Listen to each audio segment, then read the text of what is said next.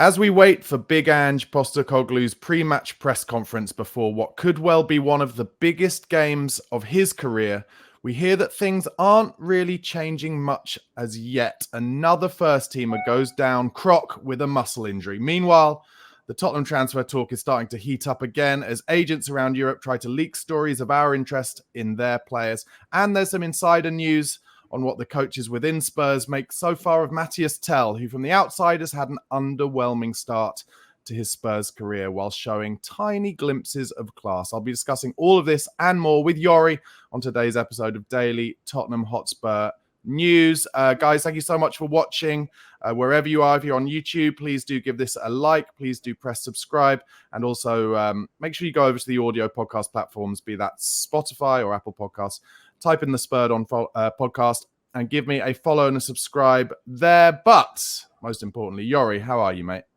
I'm good. How about you, Barnaby? Yes, well, I'm okay. But I think I haven't spoken to you, certainly not on the channel, since the AZ away 1-0 defeat and the Bournemouth 2-2 draw. So I guess let's start, considering we spoke... You were right, Barnaby. Yeah, we spoke a week ago just before the AZ game, and then you did send me a text afterwards saying I was right. I think I said, didn't I? I thought we'd disappoint and maybe draw 1-1, but it wasn't even as good as that, was it? No. You were too positive. What went wrong? What on earth happened that night? I sent you a text just afterwards, didn't I, saying, it was a team who just showed that they cannot play under pressure whatsoever. Mm-hmm. Is that the kind of crux of it, do you think? Yes, I think there's definitely a part of that, but also I do feel like, especially with Tottenham, I do feel like often that's maybe overplayed a little bit. I do feel like, yes, the pressure does pile on and they crumble under it, but before that there are kind of systemic issues that make that pressure so high for them. And I do feel like, and it's been like this for a while, I feel like it's like, and I don't know, like Barnaby, you played football. I played football myself, and probably most of your viewers did that, And I remember when I was playing games, that when you went out there and you came up against kind of a structural overmatch, like a tactical overmatch, basically. Then you kind of lost hope and you got confused and you didn't know what to do. And of course, it was down to your manager. And like on my level, there wasn't much to go get there. But still, it was down to kind of, okay, they are exploiting this. They're hitting us like that. How are we going to get out of that? And I feel like the squad has been finding, and probably Ange as well, but to be honest, more and more, I'm kind of convinced that it's maybe more down to certain players that are maybe, especially like a Decky and stuff like that find ways to get it done. Madison as well on his good days and so on. And more, I feel like they instantly go into this kind of mode, where we're outmatched again tactically. This is hopeless. What do you want us to do? You want us to do the system? Everybody, they're gonna exploit it. We see it right away, and so I feel like that's where the players lose hope. Because and you can't really blame them, even though I want them to be fighting for the bats in every situation.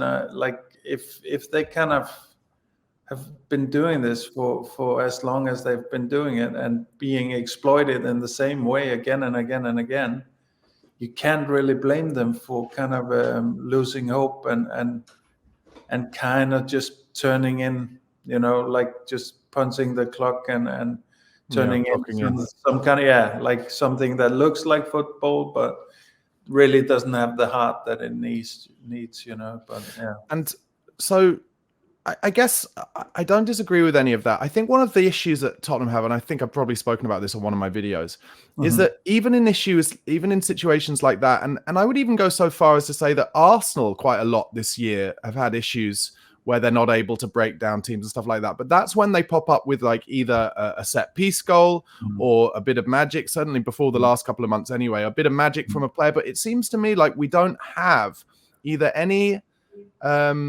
threat from set pieces, or certainly now Kulusevski is injured because maybe we mentioned this before, but obviously we played terribly at Ibrox against Rangers and Kulusevski popped up to get us a draw. And maybe if Kulusevski had been fit at AZ Alkmaar, he could have done something similar, and maybe we're just missing him a lot as well. But right now, it just seems like kind of Spurs are just completely bland throughout, and no ability. If a game starts a certain way, and this is something that Danny Kelly says quite regularly, actually, on the View from the Lane podcast, he says he can tell within 5 minutes how Spurs are going to play, and it seems like Tottenham at this stage are unable to change anything. Yeah. I agree, and I totally agree as well.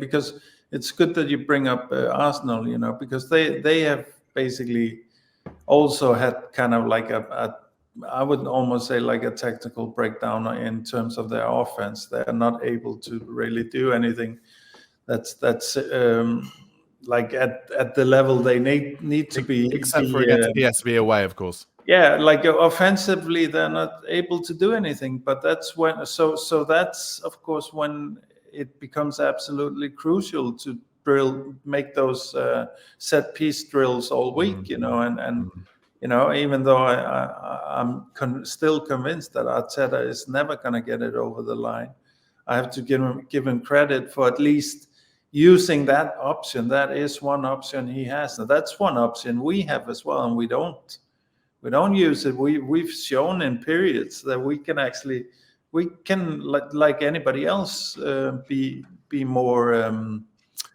be more ruthless with our set pieces, but we're not, Do you think it's, sorry to interrupt, down to coaching for 100%, that's preparation and coaching. Yeah. And do you not think it's weird? Do you not think there must be somebody at the club who has said to Big Ange at some point, we had a set piece coach here 18 months ago, 2 years ago, and we scored, I don't know, I'm going to guess, but say 10, we were 15, the best at one point. Yeah, we were the best. So 10, 15 goals or chances that led to goals or whatever. Do you not think there's someone within the club, even if it's, further up the hierarchy, just says, well, shouldn't we just get that guy back? No, I don't think anybody's saying that, Barnaby, because Ants is the kind of guy that doesn't take any kind of criticism in any kind of good way. And which is for me always the biggest kind of red flag for somebody, for a little bit of a imposter situation. If you don't like, it's like the way that you're being spinned is if there's no tolerance of any counter to that spin, and that's kind of how Ants has come across in all media for me. So that's always been a red flag for me with Ants, and I don't think Tottenham have the staff personalities to go up against that angry, grumpy, big Australian guy, So maybe some of his higher ups should be like Lang and Levy even, but I don't think Levy does it because of his, probably in his own way, trying to stay out of football, even though he's well in it still. But and I think now we're seeing a little bit of the issues with Lang, because I don't think Lang, in terms of data and in terms of all of that, the scouting and all, I think he's good. Or at least I would say it's not that's not the problem. The problem is selling the projects, having the vision, being the leader basically of that job, and I think he seems too meek in that sense, and we have now heard, of course, that he was very underwhelming in the negotiations this January and so on, So yeah, we heard that. Yeah. So let me ask. Obviously, 1-0 down with the AZ game tomorrow night. We had the Bournemouth 2-2 draw. I don't know how do you think, how instructive could that Bournemouth game be towards tomorrow night, based on the fact that it was at home, and we had a few of the players back, Van der Ven and Romero both getting some game time. Was there anything you kind of took from that made you think, okay, perhaps we've got more of a chance tomorrow night? Or do you think it's basically we should forget about that and just think tomorrow night's a standalone game and it'll be completely different because the atmosphere will be better? Or what positivity can we glean, basically, Jorri, or none? I mean, there's plenty of things you could take from that game and prepare yourself better for this one. I mean, there's some things like personnel, Start Sonny. Sonny is in a pretty good place right now. He's hopefully gonna keep growing. Of course, Bergwall is our best midfielder, so start him. And that might happen, but the big one is, don't have your fullbacks where they can't help recover. Yeah. And if we do that, then we might not concede the amount that we're gonna concede, because we've really abandoned the double invert kind of overload thing for quite a while. I mean, you can, like, in some situations they do invert, in others they don't, but it doesn't matter. They're still the same. They're still as high up, and well, it does matter a little bit, because when you're playing the crossing game, if your fullback now is crossing it, well, then you're also really throwing the dice of in terms of that cross becoming a turnover. And that turnover, if it bounces out of the box, now you have a head start on your fullbacks, and if you look one over the midfield, then everything is open. So do you think that's why we don't get many crosses in from deep? Well, you mean when we're defending, or? No, I thought you were talking about us not getting crosses in attacking wise, because if they clear it and then there's a transition. No, the way I would say it, if the fullbacks or the centre backs were crossing it in from deep, that would be a safer route to go than waiting until the fullbacks are way up and getting up to the byline. Yeah. I don't know why we don't. I mean, my suspicion is, of course, one of our best tools for that was Romero, for example. Of course, Porro is amazing at it as well. He is. Yeah. Yeah. So I mean, also we didn't have Solanke for so long, so that's probably why we haven't. Yeah, maybe there's the hold up factor for sure, but I would definitely always want to. Like, that's what I've been missing mostly from our transition, is the splitting vertical pass that Romero does quite a bit, and then the longer, like the kind of the vertical cross in, like Kane did with Sonny so many times, and that pass is underused for us, I feel like.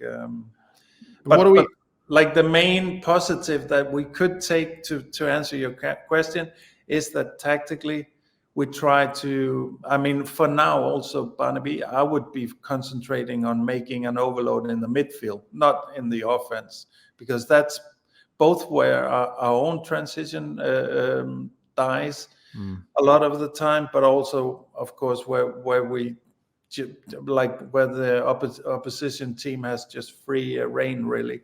So if we can get an overload in our midfield now instead and use the fullbacks to help out with that, then actually we have forwards that can, both either with their speed or with their technique, or with Solanke with his hold up, they can do a lot on their own. While they like with Solanke, he will hold it up until he gets some options, and so I don't know. Like, for me at least, we need to approach this game with a big emphasis on plugging these fullback holes that we have.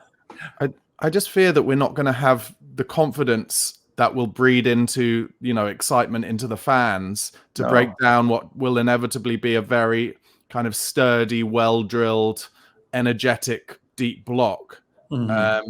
And as the fans get more frustrated, the players will start doing things that aren't the percentage moves. That's the kind of fear. What I want to happen is what happened in the Anfield second leg of the semi-final where, Spurs turned up just trying to defend, and therefore Liverpool had the entire game. That's what I'd like to happen, but I think AZ will know that just all they need is one break. So just keep it well drilled, get one break. I think it's that guy, was his name Puko on the left, who's very good, Tuco something, and I can't see us keeping a clean sheet. That's my big worry.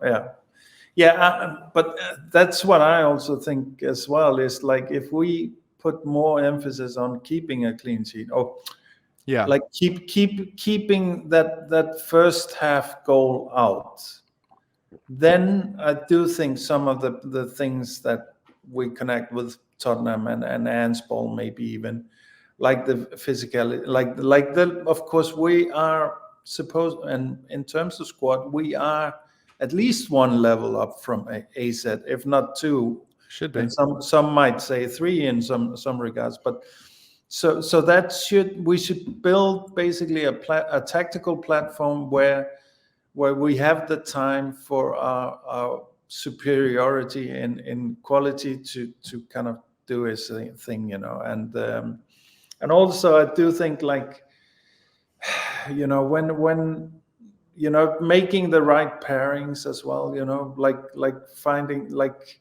whether it be Maddison and Sonny or little partnerships, triangles.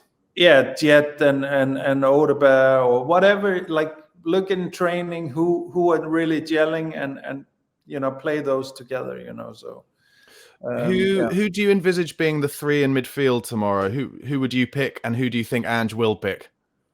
Obviously, no Bentancur. Yeah, I mean, I would actually, to be honest, Barnaby, and I feel like, even though it is a risk, but I would actually go with Bergwall and Gray, just simply with Maddison. Yeah, and then Maddison as the 10, but simply because we haven't like, there's nothing been with any other midfield. We tried everything else. Yeah, exactly. So why not? And then I might actually have, even though I wasn't unhappy with Saar last game, I just feel like that might actually be then the better. If we get a lead, then we put Saar on later in the game, and he's of course a running machine, so he can mop up and bring all the energy in while the other guys kind of are in recovery mode a little bit. Jorri, let me ask you this question then. If that was something that was likely to happen in the biggest game of the season, why wouldn't Ange have tried that against Bournemouth on Sunday? Well, that's also, I mean, we've started to see Ange do all kinds of, like, I completely see Ange as a fairly desperate guy at this point. He's panicking, Yeah, well, panicking is maybe a strong word, but like the three at the back was maybe the start of all kinds of stuff, and I might be reading too much into it. Like your viewers are so kind to remind me in your comments regularly, but I feel like when he's watching after the games and stuff like that, he almost feels like they don't want to interact too much with him anymore, and I don't know, maybe that's nothing, but yeah, I do feel like it could be, but I do think also in terms of Gray, I think that's more like a stubbornness thing. Like, he's been saying, no, I don't want to play him in a 6, so he won't. Even though he is, I think without having seen him really, I think it's fair to say that he's the best 6 we got, because he's an amazing player. He's been defensively amazing. He is a little bit tired now. That's maybe the only kind of, that, like, I would take, like, if he shows that he's too tired in training, then don't do it, maybe. I guess I've always just assumed it's that we've only seen him very sporadically with where he's facing his own goal and whether he can take it on the half turn. But what I'd say is, do I believe, even if he hasn't shown Ange in training all season that's a brilliant skill set for him, do I believe that he's more or less likely to give up a chance in that position than Yves Bissouma right now? Well, the reality is I think he's less likely to. Yeah. I think he'll make the right decision. His control is good. He'll do it easy. So, if that's a choice between the two of them tomorrow, then I would go for Bissouma. My fear is a little bit that I think he'll go for Sarr and kind of try and ask Sarr to play in a 6 with Maddison kind of dropping deep to help out. And then Sarr, I love him as a leggy engine player, kind of almost like a Vieira up and down the pitch, a very young Vieira who hasn't filled out. And the late offensive runs. But he lets the ball get away from him with his touch a little bit. Sometimes little 5-yard, 10-yard balls get away from him, and that could be very dangerous. No, I agree, and I think actually, that's by far the more likely. But I do believe the question was what I would do or something. But I'm not unhappy if that's what he's gonna do. But I do feel like it will give us more technical problems, like pressure problems. Because even though we haven't seen Gray play that role consistently, I've seen him take that half turn and do little dribbles and long passes and stuff like that enough to give that a go for sure. So and also like if he hasn't kind of earned his due to get his position in a game like this by now, then I don't know when, and like you say, it's if we had an obvious senior option to put in there, like a Bissouma or like even like a Sarr or Bentancur or whatever, we don't have that. So why not just give it a shot here? Also, Gray and Bergwall, I feel like they have good connection, good chemistry together. And I also kind of think that the fans will be more okay if Gray were to make a mistake trying to do the right thing than if Bissouma was. Yeah.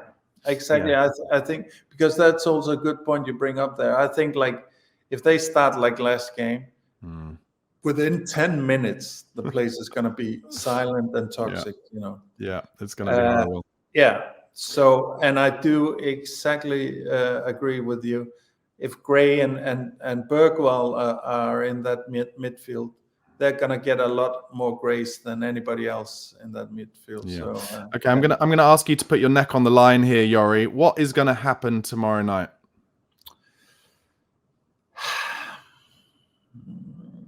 I wanna like everybody else. I'm an emotional, deluded football fan when it comes to the game. But then between the games, I kind of go over whatever evidence I see. And the evidence is not pointing me in a great direction, but I do think that the boys will find a way to get it over the line. But I really feel like it's a complete 50-50. So, yeah. Okay. Well, I'm going to tell you that I think we're going to go out on penalties. Yeah. I'm sticking to that. I can easily see that, Barnaby. I feel like I've seen it so many times. And a bit more of a difficult question, or maybe similarly difficult. If we do go out tomorrow, when do you think Ange Postecoglou will lose his job? To be honest, I'm going to make some of your viewers scream, I'm sure. But I would hope on Friday, because there's a lot of work that needs to be done now after him. But I'm okay if he runs out the season as such. I mean, the season is over as such, but for me, I just want us then to start focusing on continuing this project, which the squad is, and finding the right solutions for it, and do the difficult work, the deep difficult work within the club that needs to be done. I'm so torn. I cannot tell what is more likely, whether he loses his job on Friday, or whether he's like a dead man walking till the end of the season. And do you know what? I'm just thinking this morning, if we lose tomorrow night and then he keeps his job, say into the Fulham game and further on, he might as well just play all the kids. He'll know he's a dead man walking, so he might as well bomb off Bentancur, bomb off Bissouma, play Archie Gray in central midfield, play Tell, Odebear, bomb off Sonny even. Solanke up front, but it's all very hypothetical. But I can't tell. Just trying to put myself in Daniel Levy's shoes. At that point, he'll be thinking strategically, won't he? He'll be thinking, what is going to be less painful for me? I think Daniel Levy. I mean, I think it's a money and name issue mainly that's gonna dictate that. So if they have somebody with enough cachet that's ready to go in, they don't. I don't think either. But if they had, then they would pull the trigger. If they don't, then they're gonna buy themselves time and probably let them ride out the season. But let's say, for instance, the only one who seems available, who's been talked about, you think might take it, is that guy Edin Terzic who took Dortmund to the Champions League final. But if he sacked Ange on Friday and appointed Terzic next week, I think the fans would be rioting, because at the very least they'd be like, well, why didn't you do that 3 months ago? Yeah, it's reactive again.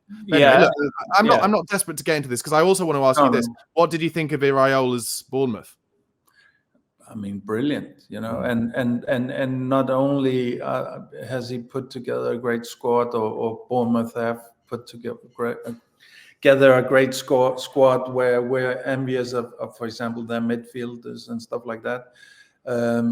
He has. I mean, you could. Like, for me, like, this is the next. We've had this kind of trend in football with system managers and Klopp being the superstar of all of that. And Pep used to be that, but then he had to evolve. And now Pep he has a system, but he's very practical as well, and so on. So, and I feel like, and Slot now is the new kid on the block, and he is exactly that. He kind of has a system, but he changes it up any way he needs to. And I feel Iraola has some of that as well, and also Silva has, maybe system is not the right, maybe more identity, like have a really clear identity, but then also, mold your game plan to what you're meeting and what you need to get out of it. Silva gets his audition on Sunday, doesn't he? Yeah. You think? I mean, I haven't heard any kind of rumors about Silva. I heard about Iraola. He's on the list. I think they're both on the list. Yeah, okay. I think so. So yeah. I mean, that's definitely. I think I'm happy with both of them, and of course the newest is Inzaghi, and which I feel like is PR spin. It's like I don't get that. Well, I get it. Why would he? I don't get why he would leave Inter to come to Tottenham. I don't think he's interested. As that being said, Fabio Paratici is a very convincing man, so I won't put it past him that he might actually do something. Maybe it's that money is definitely like going from Italian league to a top 6 club in Premier League is definitely a big upgrade. If you're Levy and you go, you end up listening to Paratici and going for Inzaghi, won't the fans straight away go, well, hold on, last time you went and got Inter's old manager, and then he started well, but then the football wasn't right. What's going to be different this time? Because Italians, they're pragmatists. Yeah, I fear that at least a certain segment of the fan base. But for me, I would be interested in seeing it. But for me, that's not the main thing. The main thing is, and also with Iraola and Silva and whatever, like if you gave me carte blanche now to do something, and I said it last video, I think I would simply go for Paratici in a full-on sporting director role with all the control. Okay, Levy can control the budget, but full-on control. And in a manner that it's a project, a rebuild, a restructuring of all the staff and all the workings within the club from Paratici's hand. And then I would probably go, I would go with Potts to come back in. And like you yourself said, I'm not a nostalgia guy, and I've been against getting Potts back. But you hit on one really crucial point, which was that in this club, with this ownership, Potts managed to synergize all aspects. And that's basically what we need now. Once we get the inner workings working with a super experienced elite guy like Paratici is. Whether you like Italian football or not, that's not my main thing. It's just, let's just get one elite setup going within the club with no excuses, get Potts back. And I know one thing, Potts can synergize everything. Yeah. He might not win anything. That's not what's important for me. For me, it's fixing the broken club, and then a next manager might be able to take it the next step or whatever. I don't disagree with that, but what I would worry about is, again, the kind of flip-flopping that would then involve, almost like, wouldn't that slightly involve ripping out the whole data idea that came with Johan Lang? Like, oh, our recruitment's going to be all about data, but clearly Levy is, there was some of that with Potts, right? Yeah, I'm sure there was a bit of that, but I reckon Levy's probably put 75% of his eggs in Johan Langer's data recruitment department, but he's still got 25% of his eggs in the Paratici, come and get on your iPhone and give me some ideas kind of thing. So I don't know, but I do think it's the flip-flopping that we need to stop. And I think if Poch came back, I don't think that would be a flip-flop, because it's front he foot will play football, it's front foot football, exactly. And I agree with you on the synergizing of people throughout the staff of the club, but I don't think he's going to come back until the end of the World Cup earliest. So you're still looking at somebody else for a year, at which point I'm like, is Levy then going to be like, well, you fans have all asked and said that I've sacked managers too quickly, well, I'm going to back him in the same way that Arsenal backed Arteta after 2 8th-place finishes, and I'm going to give him next year as well. How do you think the fans would react if he lasted the summer despite all of this year? I don't know. For me, I would not be happy, because we need a small miracle to get 8th place now. Yeah, that's not happening. No.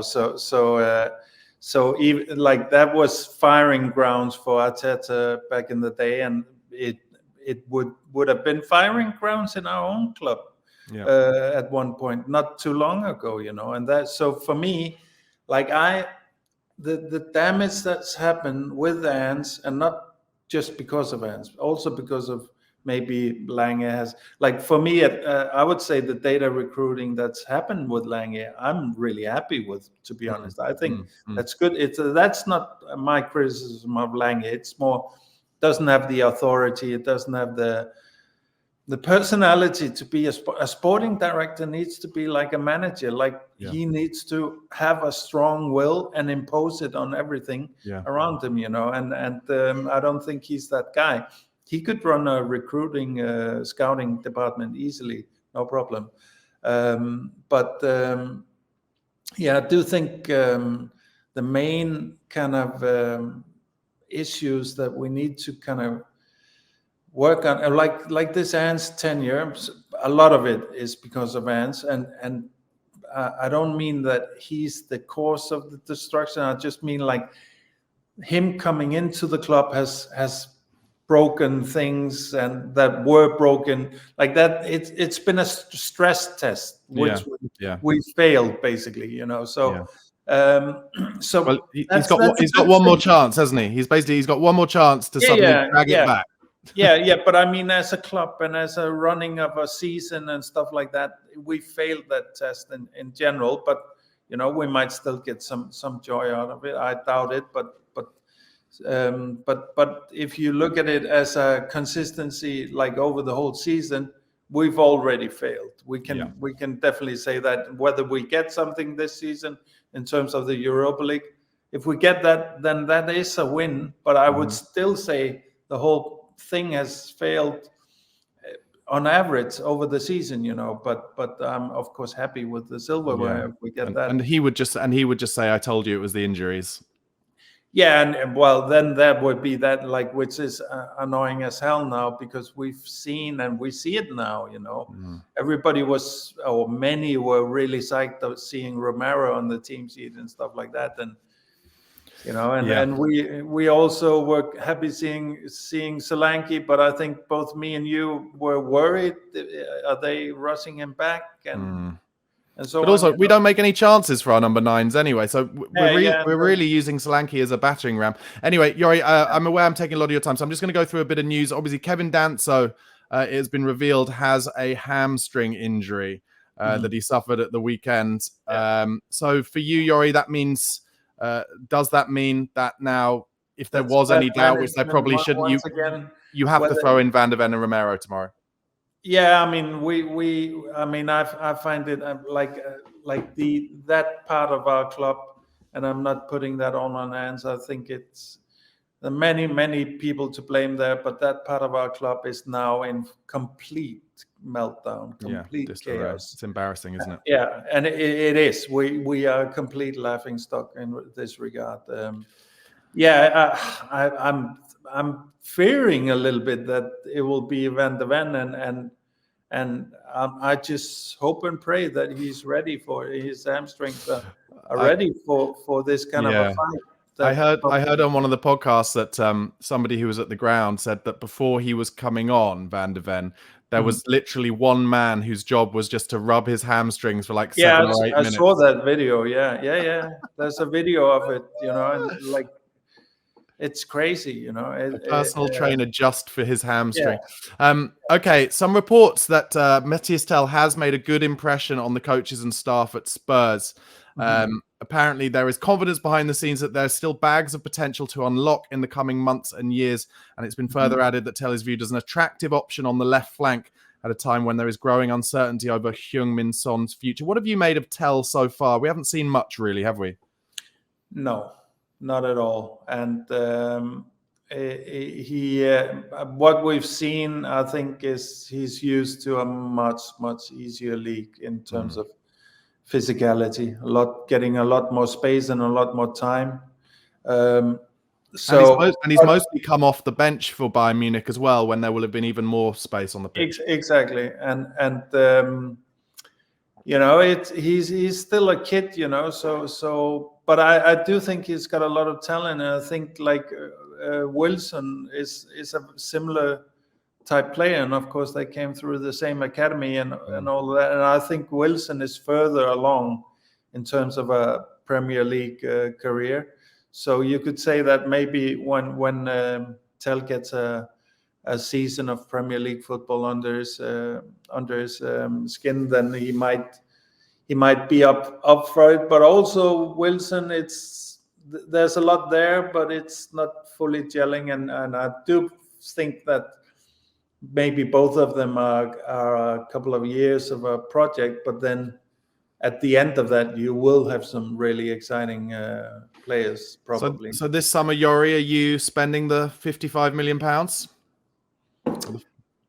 Yeah, I think in terms, I don't know, but like if it's at the detriment of getting somebody more ready, then maybe not. But I would say as an investment, I think it's not too much of a risk in that term.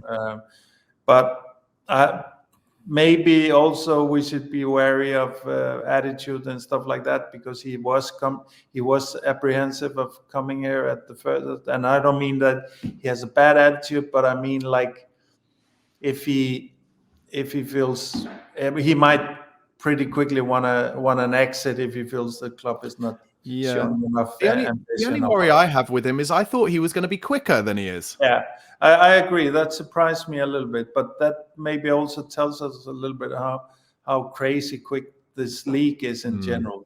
Like the base level speed of the running in this league is amazing. So because he looks quicker on the reels, from the Bayern games, He looks quicker on social media, yeah, that's for sure. Exactly. Okay, and just a little bit of transfer talk. Spurs, Chelsea, and Napoli all interested in Antoine Semenyo. He's a player I really liked, and I wanted us to kind of look at last summer, and we didn't. He actually was kept relatively quiet at the weekend, I thought, but I really like him. Also, apparently, we're one of a number of clubs. In my fantasy team. Oh, has he been doing well for you on your fantasy team? Yeah. For sure. Okay. Yeah. All right. Good. Also, Spurs are among several of clubs to have inquired about Genoa defender Koni de Winter, including United, Porto, Bayern, Dortmund. I mean, actually, that's kind of an example. I think Spurs. I feel like all the clubs go for the same players now. Thinking about Man United and Dorgu and all the players who are on his Dragoshin with Bayern Munich. We're all swimming in the same data waters. Maybe data just throws up the same names. Data is one side. Actually, this is maybe a conversation we can have in another video because it's a little bit of a big conversation. I'm going to touch on it now. Data is one side the system trend in football, you know. And I think both of them have had a factor in killing. Like, we're not gonna see the Neymars, the Messi, the Ronaldos, The so Dele on. Alli. Dele Alli, what Yeah. exactly? We're not gonna see too much of that anymore because of this data tactic system kind of really hardcore approach where the players don't really get to express themselves anymore, you know. So so then you exactly, everybody's crunching the same numbers and the same names come up, so they tend to go for all the same, you know, everybody's focusing on the same kind of players, you know. Completely. So yeah. But There's less interesting randomness in terms of players. Yeah, and Jorri, you're just singing from the David Pleat hymn book there. And finally, Richarlison apparently would be keen on a move back to Everton if they came in for him. What do you think, if Everton were interested, what do you think we could get for Richarlison this summer? 30 million, maybe? There aren't that many number 9s around, especially you can play on the left as well. I mean, I think Everton should be happy if they get him back for 30. It doesn't sound too much like Levy. Like, I think Levy would be pushing for the 40, but maybe it would end somewhere. They just say the injuries. They'd say, how can we pay 40 million for someone so injured? And then we would say, well, you sold us this crap, so, you know, you need to take a hit as well, you know. So yeah, good point. But I have to say I'd take 30 at this point. I'd take 30 and reinvest it. I would take it. I'm just projecting what I think Levy is going to go with. But 30, probably like 30, and then sell on or something like that. I could maybe. And I think, to be honest, I think Everton should definitely go for that, because take him into the new stadium. Yeah, and also like injuries and stuff like that. Maybe if he's not in Tottenham, he gets a little bit less injured. Inevitable. Yeah. All right, Jorri, thanks so much. Such a great chat. You've given us your prediction for tomorrow night. You say you think we're going to find a way to do it. I've said that we're going to lose on penalties. Guys, let us know in the comments what your prediction is for tomorrow night's game against AZ Alkmaar in terms of the whole tie, not just the game itself, the whole tie. Will Tottenham go through? And even though I know it's difficult, I'm not being that positive at the moment. It doesn't feel easy to be positive. I'm desperately hoping that I can be proven once again completely wrong and that we turn them over easily. It can be a glory night, and then we can look ahead to the rest of the season and think, could something happen? Make sure you press like on this video if you haven't already. Please do subscribe to the channel, and thanks so much for watching.